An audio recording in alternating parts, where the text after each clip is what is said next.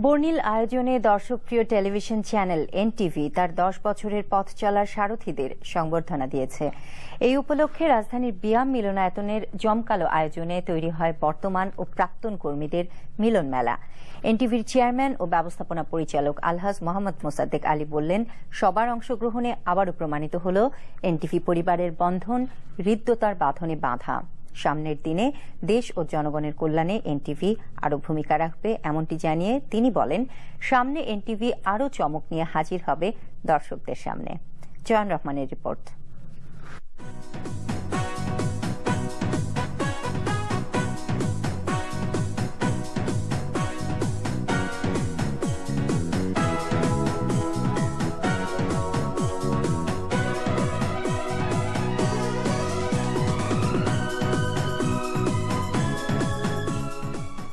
আনন্দময় স্মৃতিতে প্রাণোচ্ছল সবাই, কর্মময় ব্যস্ততার মাঝেও পরিবারের সদস্যদের পুনর্মিলনে হাসিমাখা প্রতিটি ক্ষণ। শতভাগ পেশাদারিত্বের পাশাপাশি দর্শকপ্রিয় এনটিভির আরেকটি পরিচয় এর প্রতিটি সদস্যদের নিয়ে গড়া এনটিভি পরিবার। আর সেই পরিবারের অভিভাবক সাফল্যে গাথা পরিবারের সব সদস্যদের নিয়ে আয়োজন করলেন ব্যতিক্রমী পুনর্মিলনী আয়োজনের। শুরু থেকে 10 বছর পার করা পরিবারের 55 সদস্যকে এ সময় দেয়া হয় সম্মাননা স্মারক ও সার্টিফিকেট।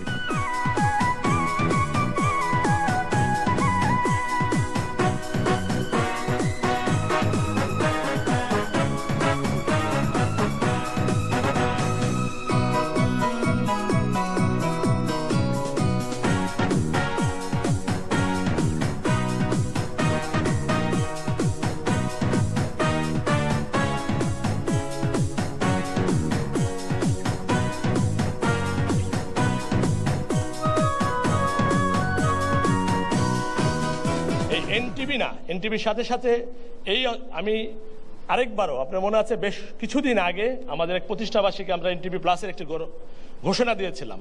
ইনশাআল্লাহ আমরা সেই দিকে অগ্রসর হচ্ছি। আমাদের নতুন অফিস, আমাদের এনটিভির সাথে আরো নতুন নতুন চ্যানেল ইনশাআল্লাহ জয়েন হবে। আপনারা শুধু অপেক্ষা করেন, অনেক চমক ইনশাআল্লাহ এনটিভিতে অপেক্ষা করছে। আমি আজকে ঘোষণা করতে চাচ্ছি, এই 10 বছরের পেরিয়ে অনুষ্ঠানের আপনাদের বেতনের 10 ভাগ বোনাসও আপনারা পাবেন ইনশাআল্লাহ। এই বোনাস শুধু যারা আজকে পেলেন তাদের জন্য না, আমি আগেই বলেছি 10 বছর যখনই যে পার করে যাবেন তখন সে অটোমেটিক পেতে থাকবেন। এনটিভি পরিবারের চেয়ারম্যান ও ব্যবস্থাপনা পরিচালক এমন মাহেন্দ্রক্ষণে স্মরণ করলেন পরিবারের প্রত্যেক সদস্যের অবদানকে। আন্তর্জাতিক মহলে বাংলাদেশের এতগুলো টেলিভিশনের মধ্যে আপনারাই সর্বপ্রথম আইএসও সার্টিফিকেট পেয়েছেন। আমি তো মনে করি আজকে একটি এনটিভির মিলন মেলা। আপনারা শুধু এনটিভির বাইরে যখন অন্য জায়গায় আছেন, আমরা মনে করি আমাদের প্রতিনিধি হিসাবে সেখানে কাজ করছেন, আপনারা আমাদেরই ভাই বোন। এনটিভির পরিচালক মাহবুবা সুলতানা কাজের প্রাপ্তি পেতে সবাইকে ন্যায়নিষ্ঠতার সাথে কাজ করার আহ্বান জানান। যেভাবেই কাজ করছি না কেন, আমাদের ওই কাজের জায়গাটা আমাদেরকে ভালোবাসতে হবে, সততার মাধ্যমে আমাদেরকে আগাতে হবে, তাহলেই পূর্ণতা পাবে। এই পূর্ণতার জন্য আজকে আপনাদের এই প্রাপ্তি। এনটিভির বিভাগীয় প্রধানরা তাদের সংক্ষিপ্ত বক্তব্যে এনটিভির প্রতি কৃতজ্ঞতা জানান। 10টি বছর দেশের ভিতরেও যেমন অনেক ঘটনাঘাত প্রতিঘাত ঘটেছে, এনটিভিও তেমনিভাবে চড়াই উতরাই পেরিয়ে আজকের এই অবস্থায় এসেছে। আজ আমরা এই মাইল ফলকে স্পর্শ করতে পেরেছি। আমি নিজেও এনটিভি পরিবারের সঙ্গে কাজ করতে পেরে ঋদ্ধ, ধন্য এবং গর্বিত। এনটিভি কর্তৃপক্ষ আজ যে সম্মাননা স্মারক আমার হাতে তুলে দিলেন তা আমার কাছে অমূল্য। এনটিভিকে অর্থনৈতিক বুনিয়াদে যারা পরিণত করেছেন, আমাদের সম্মানিত বিজ্ঞাপনদাতা, বিজ্ঞাপন সংস্থা, সবাইকে কৃতজ্ঞতা জানাতে চাই। সময়ের সাথে আগামীর পথে এই স্লোগানকে সামনে রেখে এনটিভি পা রাখুক 100 বছরে। আমাদের গেছে যে দিন তা কি একেবারেই গেছে? রাতের সব তারাই আছে দিনের আলোর গভীরে। আমি কামনা করি সবাই তার নিজের গতিকে আরো বাড়িয়ে কাজ করবে। যা হয়ে গেছে আজকে, ইটস অসাম। নেক্সট 10 বছর এরকম একটা অনুষ্ঠানে উপস্থিত হয়ে আবার নিজেকে পুনরুদ্ধার করতে চাই। এনটিভির উত্তরোত্তর সাফল্য ও দীর্ঘায়ু কামনা করছি। এনটিভির প্রাক্তন সদস্যরা জানান, পেশা স্থল বদল হলেও মনের বাঁধনে এখনো বাধা তারা এনটিভি পরিবারের সাথে। যে যাত্রা শুরু করেছিল 2003 সালের 3রা জুলাই, সেই যাত্রা আরো সাবলীল হোক, আরো সফল হোক। সবাইকে ধন্যবাদ। কর্মী হিসেবে না হলে বন্ধু হিসেবে সবসময় এনটিভির পাশে আমরা আছি। এনটিভির রুচিশীল অনুষ্ঠান, রুচিশীল নিউজ, বস্তুনিষ্ঠ এবং পেশাদার। পাগল পাগল মন আমার তোমায় ভালোবাসে, কিছুই সে বোঝে না তো, চাই যে তোমায় পাশে, চাই যে তোমায় পাশে। পাগল পাগল মন আমার তোমায় ভালোবাসে, কিছুই সে বোঝে না তো, চাই যে তোমায় পাশে, চাই যে তোমায় পাশে। পরে অনুষ্ঠিত হয় মনোজ্ঞ সাংস্কৃতিক অনুষ্ঠান। এনটিভি দেশের কোটি দর্শকের হৃদয় জয় করে স্থান করেছে শীর্ষস্থান। আর এই শীর্ষস্থান অর্জনের পেছনে যাদের অবদান ছিল অপরিসীম, তাদের এনটিভি দিয়েছে সম্মাননা। এই সম্মাননা অনুষ্ঠানে এসে তারা প্রত্যেকেই জানিয়েছে এনটিভির প্রতি শুভকামনা। বলেছে এনটিভি এগিয়ে যাবে সময়ের সাথে আগামীর পথে। Join Rahman, NTV news, Dhaka. অন্য প্রসঙ্গ, আগামী নির্বাচন ইস্যুতে বিএনপির সাথে আলোচনা চলছে জানিয়ে আওয়ামী লীগ নেতারা বলেছেন, আনুষ্ঠানিকভাবে একবার বসলেই সমস্যার সমাধান হয়ে যাবে, আর তা 24 অক্টোবরের আগেই হবে। এক্ষেত্রে প্রয়োজনীয় ছাড় দেবে সরকার। দাবি আদায়ে বিরোধী দলের আন্দোলনকে নির্বাচনী প্রচারণায় বাড়তি সুবিধা পেতে রাজনৈতিক কৌশল হিসেবে দেখছেন তারা। মুকসিমুল হাসানের বিশেষ রিপোর্ট। ইতোমধ্যেই নির্বাচনের প্রস্তুতি শুরু করেছে ক্ষমতাসীন আওয়ামী লীগ। রাজধানী সহ দেশের বিভিন্ন স্থানের জনসভায় আওয়ামী লীগের পক্ষে ভোট চাইছেন দলীয় সভানেত্রী ও প্রধানমন্ত্রী শেখ হাসিনা। আগামী নির্বাচন, সেই নির্বাচনেও আমি এই এলাকাবাসীর কাছে নৌকা মার্কায় ভোট চাই। নির্বাচনকে সামনে রেখে দলকে শক্তিশালী করতে সেপ্টেম্বর মাস জুড়ে চলছে সাংগঠনিক সফর। সাথে যোগ হয়েছে আওয়ামী লীগ সভানেত্রীর ছেলে সজীব অজেদ জয়ের নির্বাচনী সফর। অন্যদিকে নির্বাচন ইস্যুতে দাবি আদায় মাঠে তৎপর প্রধান বিরোধী দল বিএনপি সহ 18 দলীয় জোট। নির্বাচনকালীন নিরপেক্ষ সরকারের দাবিতে দেশের বিভিন্ন অঞ্চলে জনসংযোগ ও জনসভা করছেন বিএনপি চেয়ারপারসন বেগম খালেদা জিয়া। কোনোভাবেই হাসিনার অধীনে নির্বাচন হতে পারে না। পার্লামেন্টে নির্দলীয় নিরপেক্ষ সরকারের বিল নিয়ে আসুন। এমন পরিস্থিতিতে সময় মতো সব দলের অংশগ্রহণে নির্বাচনের সম্ভাবনা কতটুকু, নাকি বিরোধী দলের অংশগ্রহণ ছাড়াই নির্বাচনের জন্য প্রস্তুতি নিচ্ছে আওয়ামী লীগ, এমন সব প্রশ্ন ছিল দলটির নীতি নির্ধারকদের কাছে। বিরোধী দল তারা তাদের এই নির্বাচনকে কেন্দ্র করে কিছু তারা দাবি দেওয়া নিয়ে আন্দোলন সংগ্রাম করছেন। এটা তাদের নির্বাচনে একটা বাড়তি সুবিধা পাওয়ার জন্য তারা করছেন। আমার বিশ্বাস যে বিরোধী দল ঠিক সময়ে নির্বাচনে আসবেন। তাদের দাবি না যত কথাই বলুন, প্রকৃতপক্ষে তাদের মিটিংগুলো নির্বাচনী জনসভায় পরিণত হয়েছে।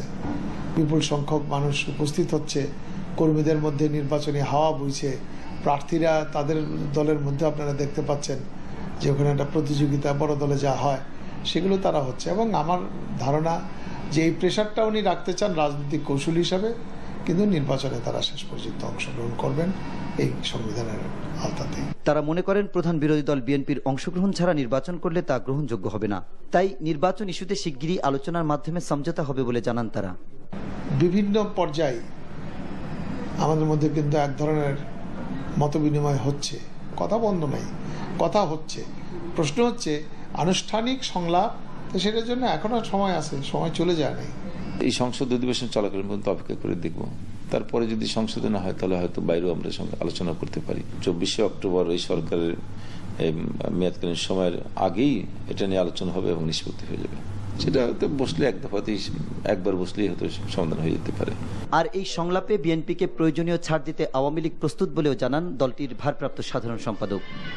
Muksimul Hasan, NTV news, Dhaka. প্রধানমন্ত্রী শেখ হাসিনা বলেছেন, বিএনপি আনে তিরস্কার আর আওয়ামী লীগ আনে পুরস্কার। এজন্য আগামী নির্বাচনে দেশের মানুষ আওয়ামী লীগকেই ভোট দেবে। বিকেলে গণভবনে উপজেলা, পৌর ও জেলা পর্যায়ের আওয়ামী লীগ নেতাদের সাথে মতবিনিময়ে তিনি এসব কথা বলেন। বিরোধী দলীয় নেতা মিথ্যা কথা বলে মানুষকে বিভ্রান্ত করছেন অভিযোগ করে প্রধানমন্ত্রী দলীয় নেতাকর্মী সহ দেশের মানুষকে সজাগ এবং সতর্ক থাকার আহ্বান জানান। রিপোর্ট করছেন আহমেদ পিপল।